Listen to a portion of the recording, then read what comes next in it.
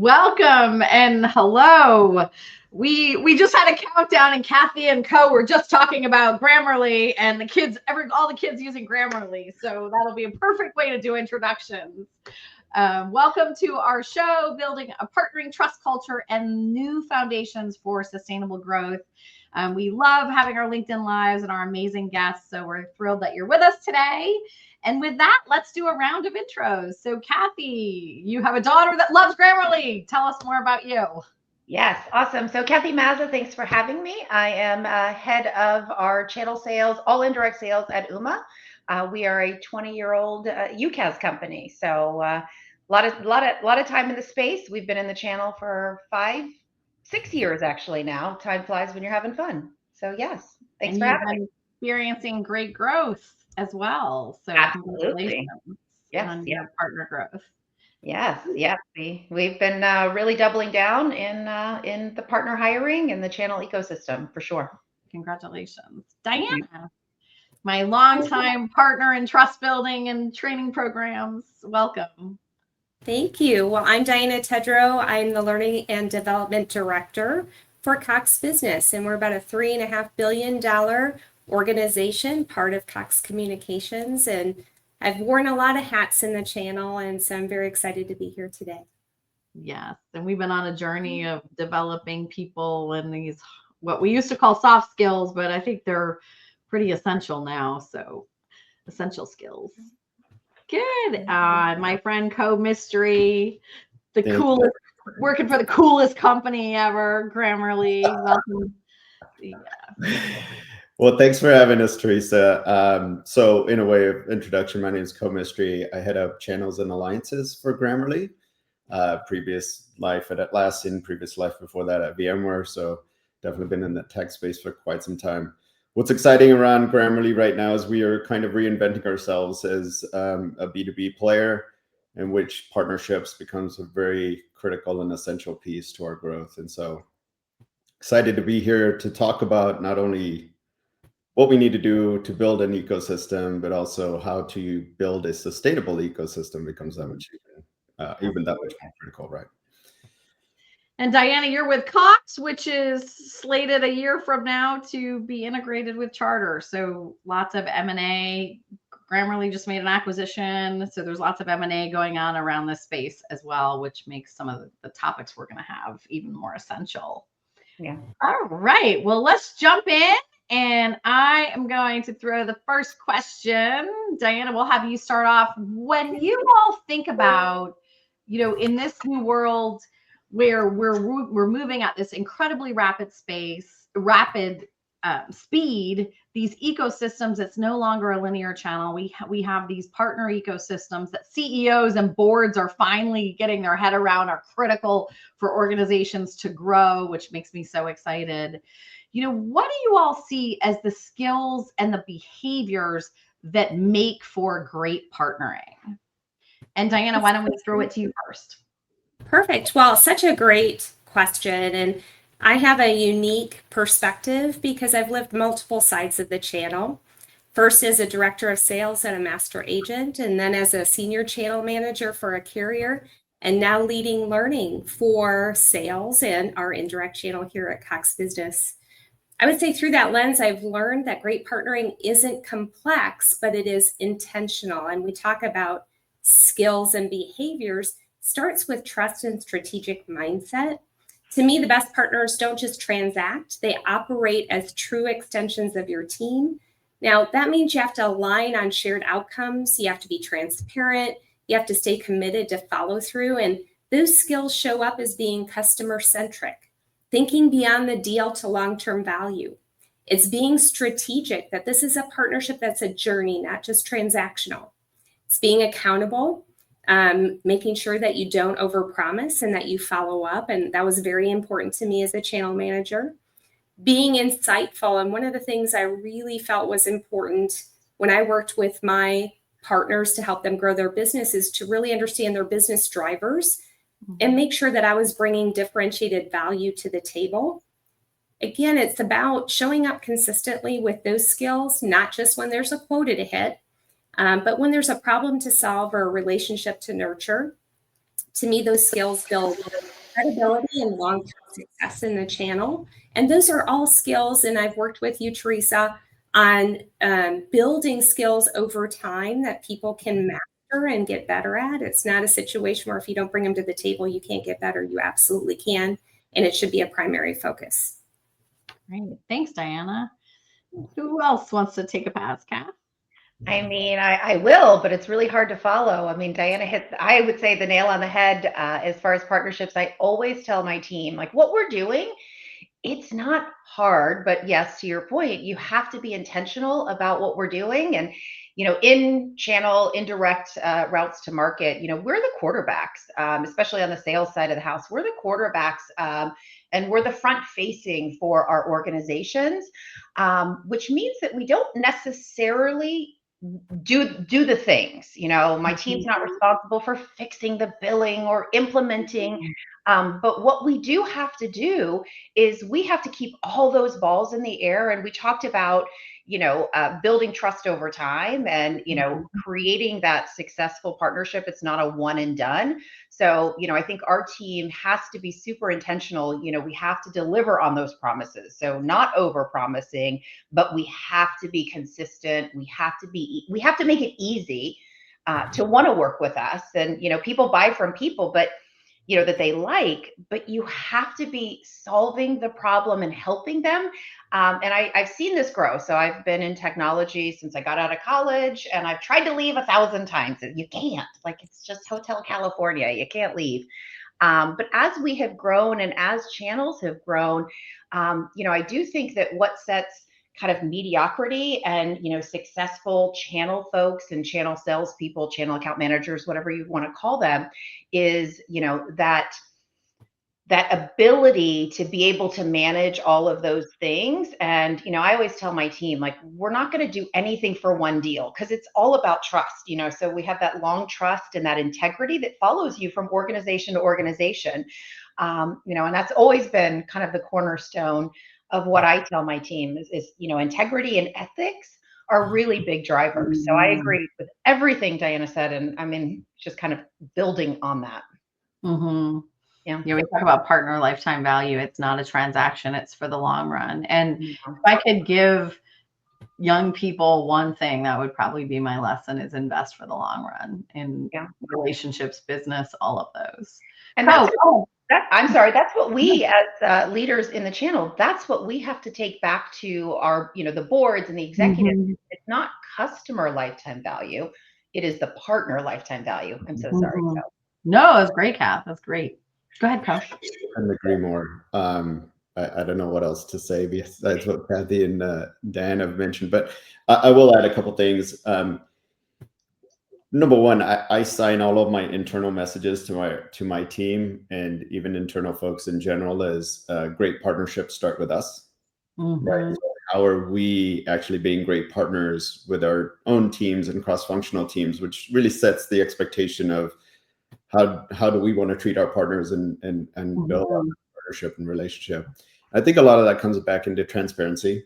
Mm-hmm. Right? I think to some of the points that Kathy also raised, right, which is being committed, taking action on what you're committing to, and that goes into a lot of types of behaviors you're also setting up with the types of programs that you build out with your partners, right? Things like advisory councils don't just bring partners together just to hear, take action on it, make sure you're responding back to those partners, right? And really driving almost systematic ways in which you're mm-hmm. building that behavior with your partners, but also building that trust and relationship over time.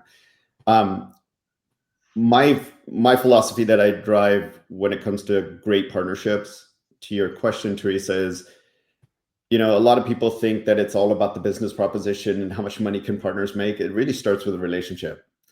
Mm-hmm. And if you can build that trust with the relationship up front, I always put as my tip of spear in regards to a great partnership is the partner manager. Mm-hmm. The skills, the coaching, the advisement that they're building with those partners, mm-hmm. that really starts to build the foundation, a great foundation for your partnership.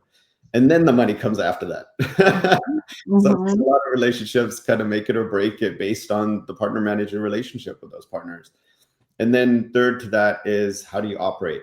The ease of business, ease of doing business with partnerships. Again, the relationship, the financial aspect, and then ultimately the operational piece. All three of those combined really creates a great partnership model that, again, you can refine, update, and obviously build consistency in your relationships. Great. The only two I would add to what we're talking about is, I think too, sustainable growth and these partnerships really growing strategy is key, and the ability to hone and build a strategy with that partner that is for the long run, because a lot of partner managers are very transactional, we've seen in the past, and don't always know how to do that. So that muscle is super important. So if you're a young partner manager, there are strategy courses, there's so much you can do to get your muscles built around business strategy. And then the second thing, we just finished a program this week, and I'm so excited because it was the vendor and the partner, and they're doing co-selling together. And they uncovered in a day $1.5 million of pipeline. One day, never mind everything that happens after that. But it was this whole thing about co-selling and all of what has to happen to co-sell effectively. Because the way that we all co-sold with sellers in the old world, or maybe we did it at the beginning of the deal and at the end of the deal and nothing in between, you can't do that anymore. I think about you, Graham, at Co. You can't do that anymore. You've got to be intertwined with your sellers and your teams and your influencers. And sometimes there's 3 vendors at the table and 3 partners at the table of these solutions and a hyperscaler. And so that process has to get much more, I call it deliberate, really predictive, and really tight. Cool. Okay, let's keep going. Any comments? Anything else you want to add on that? Yeah, I think your point about thinking strategically, I think as channel folks, channel account managers really have just shown up and they think the relationship is going to be enough. But there's too many suppliers out there that have an ecosystem of indirect, and you have to be providing value. And it's not just, hey, I like you, let's, let's figure out, but how do we help them? How do we understand what their business and what their, what they're going to market? It's, they can't be experts in all of the solutions that are out there. So how can we help them, get out to their prospects? We've created this Trojan horse campaign. How do we help our partners get stickier with their customers? Absolutely. Bob O'Malley, who one of my faves, and he wrote the foreword of our book, and just a rich contributor to Achieve. But he always reminded me that the relationships and the trust gets deeper when the business value is there also. And so I think you're exactly right. I think that's a great point, Kath. Yeah. All right. Let's do the next question. Co, I think you're going to start us off, but what behaviors, what practices, what systems are you seeing? You're in a very progressive SaaS company that are propelling these high growth partnering ecosystems, that are propelling, maybe talk about business planning, consistency in communications. Just share with us what your observations are and what's working. Yeah, I think a lot of that starts with some of the foundation of what you're building from, right? So, in my previous world at Atlassian, it was more of a channel first and partnership first culture. At Grammarly, we're starting with the opposite, which is a sales first culture. And how do you start to build out practices? Again, going back to the previous comment, number one, what's the strategic nature of that partnership? Number two, how do you build an ecosystem with that level of trust, right? And I think a lot of this comes into, I don't like to use the word of rules of engagement. Yeah. It's kind of more of an engagement practice, right? And so when you start to put that into place, it's sort of this mutual benefit, right? And how do you start to build practices around there? Obviously, you want foundational components in place, things to avoid friction, like comp neutrality, things of that sort, right? Which get people working together. And those are really good practices to encourage the best outcome for customers through the leverage of sales, as well as with your partnerships in themselves. Those are always good practices that I think are going to be great for building a strong culture. And I think the culture is your company, the way you engage with your partners, and ultimately, how do you, as a united front, look in front of your customers, right? Mhm. To have everybody aligned from that standpoint. I think some of the good practices also is just a shared understanding of what success looks like for all involved parties, right? Not only the customer themselves, but also, I always start with a simple question that I always ask every one of my partner managers, which is, who's your key contact in your partner, and what are their goals? Mm. Just that simple question just starts to open up doors, right? And understanding essentially priorities. And I think that just brings transparency, brings clarity of, what's in it for everybody who's involved. And I think that transparency in itself just starts to nurture a good foundation, again, to build the strong partnership around. And again, I think just to the earlier point, which is, action and be accountable for what you're signing up for. And that's, again, building trust, but also is a great trait and a great behavior that partners are going to lean into. I love the not rules of engagement, but practices, because consistency of behavior and we trust we trust people and we trust companies. And those companies that have those consistent behaviors, we trust more. And that's sort of a proven, model. So yeah, great point. Who else wants to weigh in on this question? I'll weigh in a little bit with that too. I think as we look at trust as a currency and how you want to scale in those partner relationships, I think, Teresa, about the work we did within Cox Business Channel about strategic business planning and mapping and thinking about sitting down and not just, going in with the intention of mapping accounts, but client buying cycles and stakeholder influences, communication preferences, and really digging in to see from their perspective what's important to them. So if we're doing networking events, if we're doing creating content, whatever that is, it really has to be through the lens of what matters most to them and not just what we want to promote. And so building equity and shared purpose. And when I was a channel manager, quite honestly, I was sitting in the partner premise talking to them about how are you recruiting employees? What are the challenges you're having with your revenue stream? What are the ideas? Can we ideate together? And it's through trust that you get transparency. I'm not going to gain access to their funnel, their customer base until I've earned the right by showing value consistently in that account. Yeah, absolutely. Kath, any comments?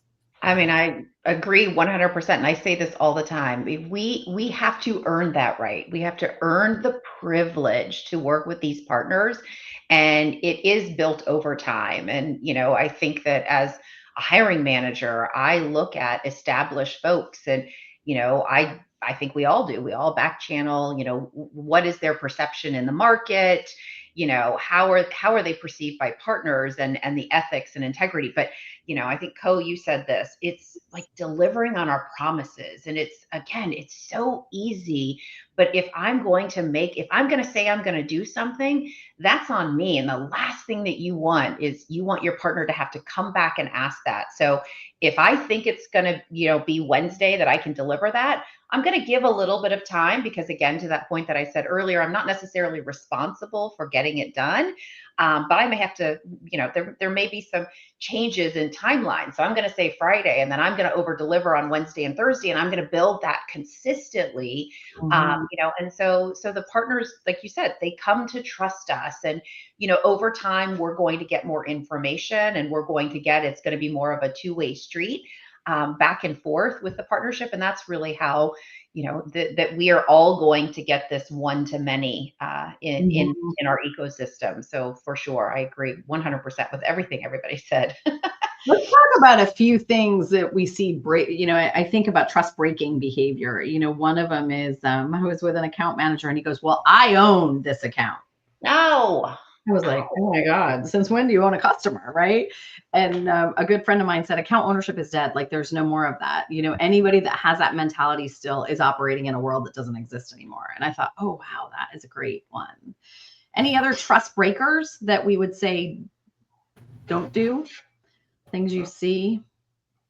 I mean, I think it's the nomenclature that you said, and our partners are referring us into, and it's our, I mean, it's just that how you're talking about things. It's not mine. I mean, I'm in a co-sell model here That's at a good Ooma, so point. we have our channel team and our sellers.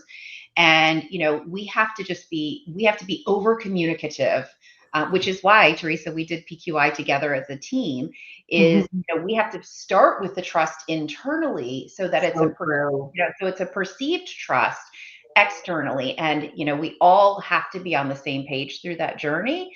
But yeah, you have to over communicate so that, we're not overstepping, and we are, we're respectful of the partner and their relationship. I mean, the life expectancy of a sales rep is how long I mean, 2 years is great.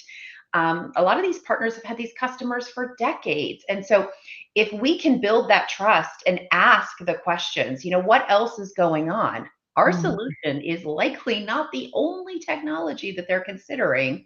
And then we ask our partners all the time, tell us how you want this sales engagement to work.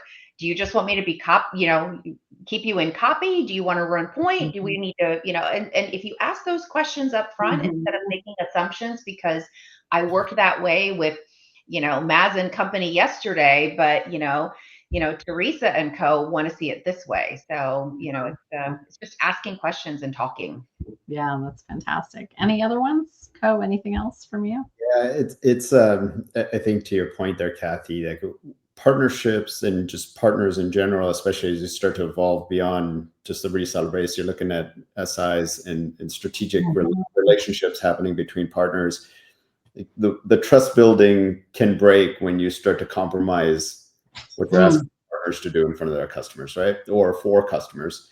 Because they're looked as strategic advisors. Like that is creating that long-term relationship between the partner and the customer. And you can't compromise that or ask a partner to compromise that. So I think thinking about it in their shoes, making sure that it aligns with both your strategy as well as their strategy out to what the best customer outcome could look like. But I agree, there's definitely components in which there's a fine balance sometimes with what you're trying to achieve and what their business model looks like too. Well, and I remember doing an interview. It was a partner at Atlassian. It was one of your partners, and we were getting ready to do a training program. This partner interviewed, and he said, these vendor reps think that if I lead with my services, that they're not going to get their business.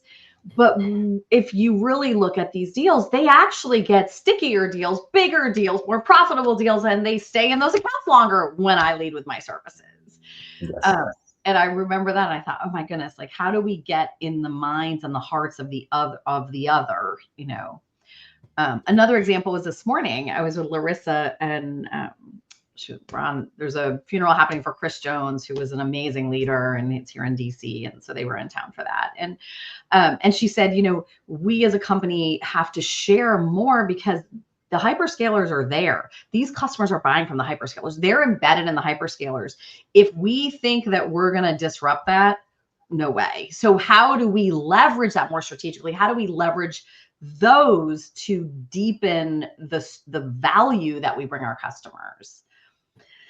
And so let's talk about that. Let's talk about what are these trusted relationships? Where are these areas that you can grow revenue, you can expand, you can improve retention? What are some of the nuggets, that you all have really seen? I just shared a few that you've really seen work. And Diana, do you want to start us off?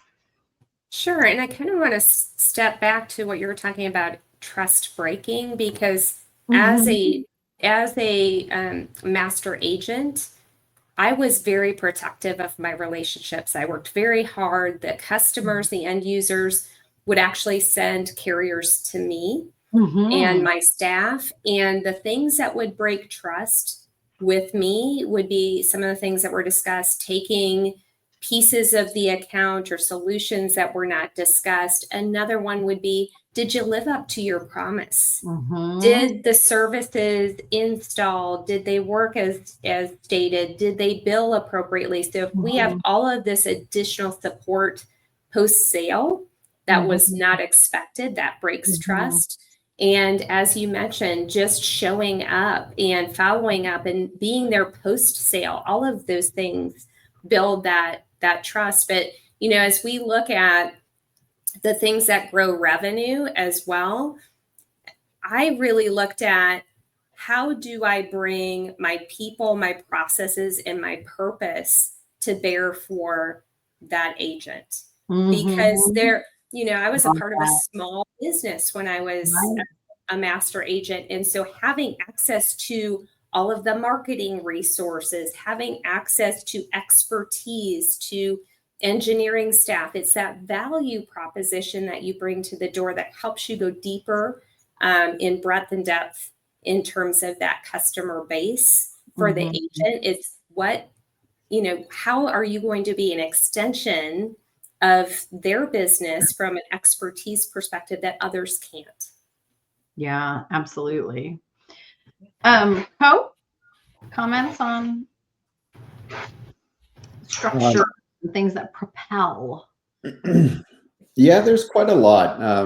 I think when to the points of building that foundation, the consistency, areas that I've seen actually propel is your level and ability to experiment. Ooh, Uh, I like. yeah, so I've seen that a lot. I mean, when you've got these trusted partnerships, they're willing to take risk with you, Mhm. willing to co-invest with you on Mhm. driving either new markets or new ideas. I've seen that really be successful. And again, first mover advantage for the partner too, right? We get to experiment with them, but obviously that also comes with some shared burden and risk with those respective partners. I've seen that really propel with trusted partnerships in general. The other piece is also, I think your most trusted partners are going to be your harshest critics too. Yeah. And I Mhm. think that's what you need sometimes. You've got partnerships that are still growing. You want to look, very shiny with them and really start to build more of an ecosystem approach rather than just one-off relationships, right? And so you're trying to improve the way that you partner. And so I think, your trusted partners are going to be very candid with you on what's working and what's not working. Mhm. And ultimately, I think it also builds, when you have these trusted partnerships, through transparency, you can also level set expectations. Because again, these are longer term partnerships that you've built over time. It's a lot more predictable in your Mhm. model. And again, through candidness, and transparency, you can also start to forecast your business in a lot cleaner and more effective way. I love it. Those are great. Kath, any comments you have? And then we actually have 2 questions from the audience I want to get to as well. Yeah, to build on what Co said, I really agree that your harshest critics can sometimes be your most strategic partners. I'm fortunate that my senior leadership has, since I joined Ooma, has really been leaning into channels and open to how do we change the business. And this is where we're going to get the one-to-many scale. Mhm. And at Channel Partners this year in Vegas, I was able to take a very small select number of partners out with our CEO, our head of sales, and our head of engineering. And the feedback, it was these are partners that have done business with us, have been very successful and have liked it, but see the opportunity and the solutions. And, my CEO is very open to that feedback and has taken it. Mhm. And we've really shifted some of our operational based on our partner feedback, which is not Mhm. something that you see everywhere. And I'm fortunate in that regard. And, Teresa, you asked, how do we accelerate? How do we just kind of throw gas on the fire? How do we Mhm. propel the business? And one of the things that I've really been trying to put into practice recently, we as a supplier, I can say what we do is amazing, but there's some inherent trust because folks know me and they know that, if I'm here, I don't play a game of poker. I was told once upon a time by a partner that I shouldn't play poker because it's written all over my face. But I'm leveraging partners, to really go out and help drive that message. Why did they lean in? So, success stories that we're having with partners, why did they bring that deal to us, and why did Ooma win, and why did we win together? Mhm. So that's really where I think that we're having that effective multiplier of scale. Is they don't want to Mhm. hear it from my team as the supplier. We can go out and say this is what we do, but I think if they hear from somebody that looks and sounds and smells a little bit like themselves, then they're more receptive to taking that initial conversation. And so I think we're seeing a big swing in our partner engagement and the number of partners that are interacting within our ecosystem. So I'm very fortunate, and that's kind of my focus. It's interesting because each of you are part of organizations or have been that, some grow up with partners from the beginning, some grow up with direct sales and then add the partner ecosystem. And you all have talked about how much the company has to change overall, because partnering is not a sales initiative. Partnering is a go-to-market that requires every function in the organization. And I go back to your point around everyone's got to trust each other. It becomes exponentially more important when you start to partner externally to partner well internally, across these functions. So, okay, I'm going to ask you these two questions. We'll start with the first one. How do you see and suggest sales teams fostering better cultures between the vendors and the partners? So getting more trust between the vendor sellers and the partner sellers. What ideas do you all have to improve that motion? I can jump in. I do think that trust is sometimes it has to take a little bit of time to build it. But the biggest trust breaker is going around our partners. That's the one thing that I think will kind of be the downfall. And it's not just one partnership. It's not just that one. It's a small, tight-knit community. And so that can kind of damage an entire region's relationships. It can, a TSD, depending on what that deal and what that kind of situation was. But I think it starts with over communication.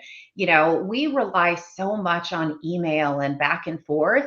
And I just tell my team all the time, I am like a broken record, as Charlie Brown, wah, wah, wah. Pick up the phone and talk through. So much stuff is exchanged in a quick conversation, and you can ask the questions. And so there's no surprises. I think that that's really where folks get off on the wrong foot, is there's a surprise, and it has nothing to do with that we just haven't set the right expectations, and they don't know who's going to do what if you don't start. And then 5, 6, 7 engagements down the line, that's a muscle memory, and now everybody knows what to expect. But every partner wants to operate differently. And so you cannot think that what we did yesterday with XYZ partner is going to be the same thing with ABC. Yep, absolutely. You want to go, and then Diana? Yeah, I couldn't agree more to what Kathy just said. Creating that practice, again, that consistency around how you set that engagement. I'll actually start with where Kathy ended. That enablement, that ongoing reiteration internally around the value of partners, but also positioning the partners in their right value category. These types of partners are going to help you do XYZ. These types of partners are going to help you do ABC. Yeah. And I think building that transparency, and again, not overselling what the partner's capabilities are, but realistically setting that expectation with sales of what to expect, how to engage. And again, it does take a long time to do this consistently and build that muscle over time. To be completely candid and honest, it's not easy. It is probably the hardest thing that anybody in the channel is doing. Any leader in the channel is having to deal with, and even down to the individual partner managers, is re-educating every single instance. And so over time, it is that muscle that does build. Ultimately, getting leadership behind this, including your CRO, including other elements of your business, your CMO, et cetera, to know and understand the value of partnerships, to just reiterate that. And again, just to come back to some of the tactical components to this too. One is reducing as much friction in that process as possible. Systems, comp neutrality, components like that help your engagement between the sales teams, because there's usually a reason for bad behavior. Yeah, that's where I was going to go. Yeah, your compensation structures, these corporate governance structures about how important partners are to the business. Is it a mandate or a nice to have? All of those matter at the corporate level. Yeah. And, Yeah. and it comes down to value, right? And value. I like your, the different elements of value. I like how you compartmentalize and how you communicate back to your teams that way, that there's different types of value. And I think you can even take it a step further. I started a channel up in 2 states. So they had never had indirect before. And so I came in and there was a lot of suspicion around me. We were all on the same CRM and we had to build trust internally to gain trust to recruit agents. And one of the things I sat down with the direct team and talked to them about is our carrier is in X number of states and here is their solution set. Are there times you lose deals because your customer requires solutions or locations that fall outside of their capability? What if I could partner with you through the agent channel, bring those additional solutions to the table to keep your competitors out of the account, work together, and then you win the account, we win some of the account. It's a strategic way to approach it and insulate your customers against your competitors. They had never thought of it that way. So it's sitting down and trying to understand all the players, what they're trying to accomplish, and not put the customer in the middle, but also helping your partners understand we have to find ways to navigate the path with direct so you're not coming to a situation again that puts a customer in a difficult position. I think there's ways to win more together. Yeah. I really believe in this era of selling what got reps here won't get them there anymore. Like I think every single sales rep who is in the tech, at least in the tech industry, I won't go so far in certain others, but in the tech, it has to build this muscle. They have to be excellent at co-selling, co-influencing, co-developing. It's not just partner managers anymore. It's every seller in a company has to get good at this. Yep. So here's the last question that came from the audience. So we always want to do them. What effective methods to earn and maintain trust do you recommend with your long tail partners that might have been onboarded by a distributor or a technology service brokerage company or a hyperscaler where you don't have that immediate access? How can you influence that? AI agents. I'm just kidding. They're coming. Right, Co. I'm so glad you brought that up. Thank you for bringing that up while we're here today. I think this comes back into your program, right? Your long tail is being managed by your program for the most part. What I've put into place historically and will continue with obviously augmentation of AI is having, it's about your responsiveness, right? It's how can you start to build a lot of the engagement components that your partner manager does manually and through meetings to more of a self-serve model. But you do want to have a connection point and an escalation point. And so what I've done historically is put together small support teams, live people that they can also engage with. I haven't gotten to the extent of live chat, but I have, put support teams in place. And I feel like, putting 2 to 3 people in place that can be very responsive can, cover the world from a time zone perspective, but they feel like they have a personal connection there and they're just not off to, navigate through a portal. That's been a tactic that I felt and had feedback from partners that they really that they valued. That's great. We worked with a distributor and built a program. It was 3 years, and it allowed the vendor to offer a program through the distributor that the distributor and the long tail partners got to be developed by this vendor sponsoring this program. And otherwise, that vendor never would have had access to these partners, and the partners got to learn with the distributor. So it increased the value of the distributor. And I look back on that, and it was so far ahead of its time. It was 5 years ahead of its time, because now we would see that and know that's intuitively a good thing. That was way ahead of. anything. And we did that for 3 years. And they generated much more incremental business because of that. And I think, how do you find ways to bridge the distributor, the long tail partners, especially these hypos within the partners, get them to raise their hand, and the vendor, and create linkages and structures? Yeah. Any other ideas? You have to have somebody supporting, those distributors that really understands, where that whole model is. But to your point, yes, in past lives, when we've done a lot with distribution, it was always about building a program that was really easy to understand, so that we could help get that message out, because rarely were we in front of those partners, especially early on. Maybe as the partnership grew and there's some opportunities, but it all had to be very, very easy to consume and understand, and what the value that we were selling together was. So 100%. Great. All right. So since we had some audience questions, we'll wrap with this final question, which is, give us one bold idea with AI, how AI and partnering, trust, and growth could possibly come together. Any thoughts? I'll jump in. Oh, go ahead. We just completed PQI. The team did. My team did internally, and leveraging those discussions around, what do we think that partner personality is, and then crafting messages that are really geared, how, if you want data versus, you're the energizer, all of the different personality traits, how my team needs to craft the message to who's receiving it on the other end.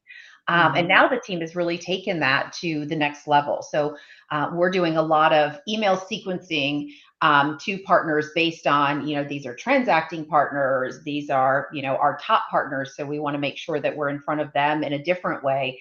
And these are the partners that we've had little to no engagement with. So how does that look?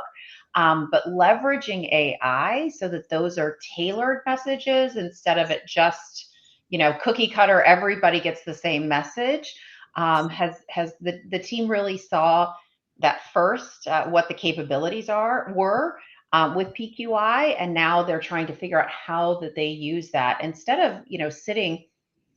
It's the scale. It's a scale that AI can bring to, that one to many, those discussions. So that's what my team is doing, and I'm seeing a lot of success in early stages. Yeah. Great. Anybody else? I will jump in because I am a huge AI adopter, and I love what Kathy said about using PQI and plugging that into customized comms, but also then taking it up and being able to listen at scale to see patterns of engagement, identify gaps in communication, understanding partner behavior, so that we can tailor, again, strategic approaches. How often should we be touching them? What kinds of things land? Looking at their business and pulling that into AI, co-creating marketing campaigns that are relevant and personalized, and then also learning and development. So we have lots of platforms we're leveraging right now to create AI simulations, to be able to create video quickly that can be microbytes that are very professional and you can push out. The efficiencies of scale we can recognize leveraging AI. So we're doing a lot of training even with our internal ACMs and direct sales to teach them how to leverage AI strategically. Yeah. Coach.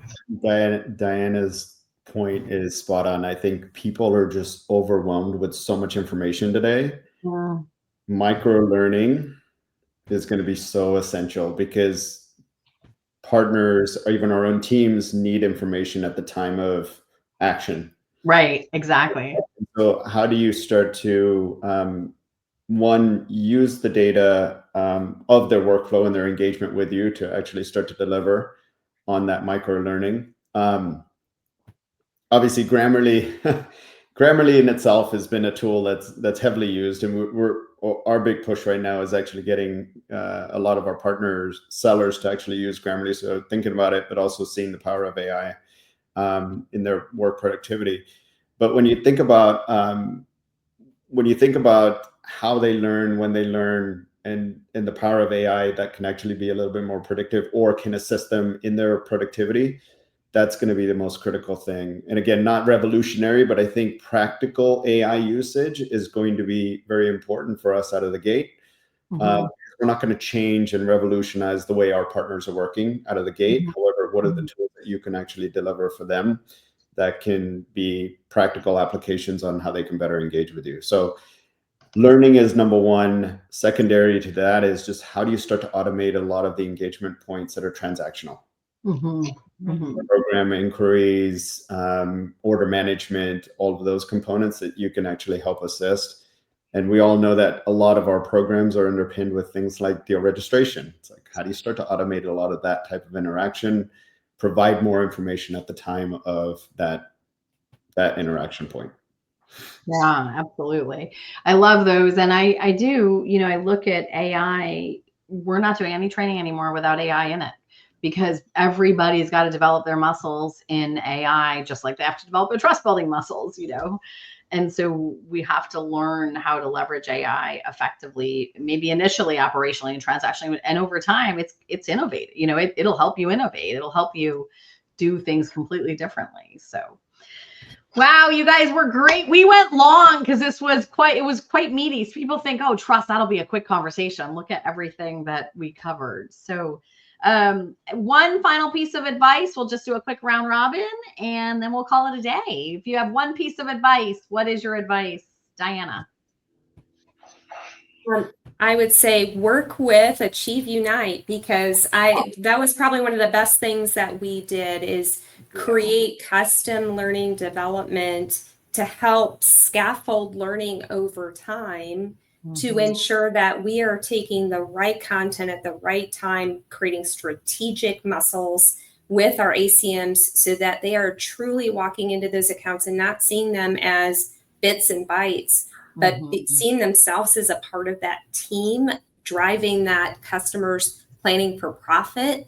And trust is the foundation. And so we've really enjoyed our work with AchieveUnite, and it's propelled our channel for sure.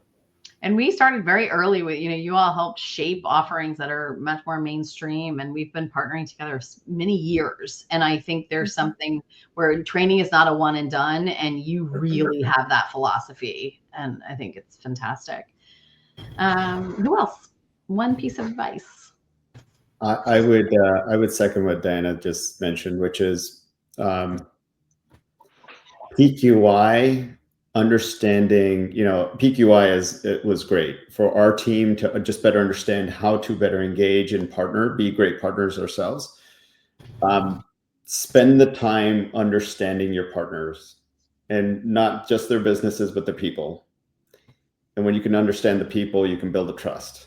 And therefore, that's going to be, again, a great foundation for you to build upon. And so I know my team's found a lot of value through PQI. Now it's a question of actually doing that with our partners too. And again, better understanding, better engagement was going to drive better results. It's so true. And you pioneer, you got that early on too. And I think this is still pretty leading edge, the things that we're talking about. It's not a mainstream thing yet in our companies and in the industry. It is in other industries, which is interesting, because I know my friend from biopharma is on here, and that industry, I think, has this more ingrained. So we'll have to have you as a guest next time, friend, Mr. Steve. But different industries are more, I think, mature in some of these things that, anyway. Kathy. Yeah, it's definitely a commercial for AchieveUnite. So, I've personally taken a number of courses over the years. And, as I made foundational changes to how we go to market in a co-sell internally, it was really important that we work on that trust building internally as a team. And so, we did PQI as a starting point. And it was really well received, by the organization. And you have to have, I think that the trust starts with the company, and we have to, we have to use our own political capital to get things done here. But if you have a team that you guys are working well together, I do think that that's apparent and obvious to partners. And so I definitely think that was a first step for us, and I highly recommend it to any other programs. And Kathy, you've been through our leadership programs many years ago as an individual too. So Yep. that's awesome. Thank you.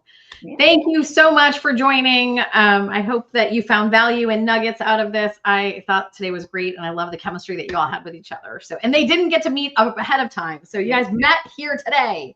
Yeah. Awesome. All right. Thank you so much. Have a great day. Thank you, ma'am. Thank you.